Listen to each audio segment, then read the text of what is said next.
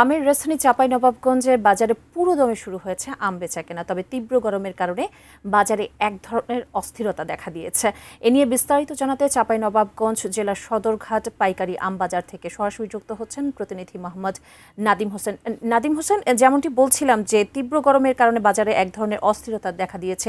কি ধরনের অস্থিরতা? বিশেষ করে তীব্র গরমে আমরা জানি যে অনেক আম পেকে যায় সময়ের আগেই, সে কারণে কি কোনো সমস্যা হচ্ছে? একটু বিস্তারিত জানাবেন। জি মুন্নি, আপনাকে ধন্যবাদ। আমি এই মুহূর্তে দাঁড়িয়ে আছি চাঁপাইনবাবগঞ্জ সদরঘাট পাইকারি আম বাজারে।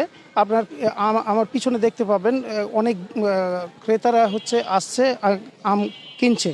আপনি যেমনটি বলছিলেন, বাজারে আমের সরবরাহ প্রচুর, তবে এবার প্রচণ্ড গরমের কারণে আম চাষিরা কিছুটা বিপাকে পড়েছেন। হঠাৎ অতিরিক্ত তাপমাত্রা বেড়ে যাওয়ায় গাছে একসাথে অনেক আম পেকে গেছে, ফলে চাষিরা বাধ্য হয়ে একসাথেই বাজারে আম নিয়ে আসছেন। বাজারে এই মুহূর্তে সাময়িকভাবে দাম কিছুটা কমেছে, যাকে বলা চলে বাজারে একটি সাময়িক ধস নেমেছে। আমি যদি আপনাকে একটু দরদামের বিষয়টি জানাই, বাজারে এখন বিভিন্ন জাতের আম পাওয়া যাচ্ছে। গোপালভোগ বিক্রি হচ্ছে প্রতি মণ 2000 থেকে 2500 টাকায়।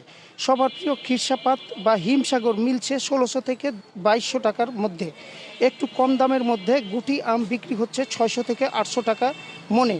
আর সুস্বাদু ল্যাংড়া আম দাম যাচ্ছে 1300 থেকে 1500 টাকা।